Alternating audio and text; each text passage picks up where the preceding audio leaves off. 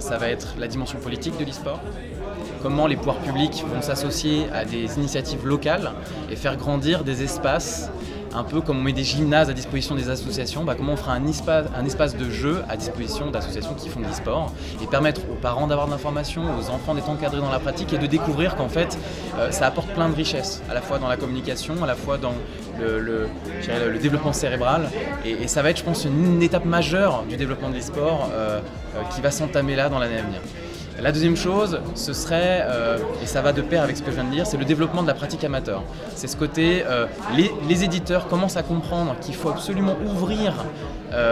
l'accès à l'e-sport à une base beaucoup plus large et aider à cet encadrement. Donc c'est là où il faut voir, certains vont vouloir tout contrôler, puis d'autres vont vouloir l'ouvrir avec des soutiens d'autres organismes, on va dire. Et le troisième enjeu, ça me semble être un enjeu d'image, celui qui est assez lié finalement aux Jeux Olympiques, parce qu'il va y avoir beaucoup d'essais en 2018 qui vont peut-être pas tous être concluants parce que ça a été fait un peu rapidement et pas toujours avec... tout le monde ne sera pas toujours d'accord avec la façon dont ça a été fait, ni les jeux qui vont être choisis.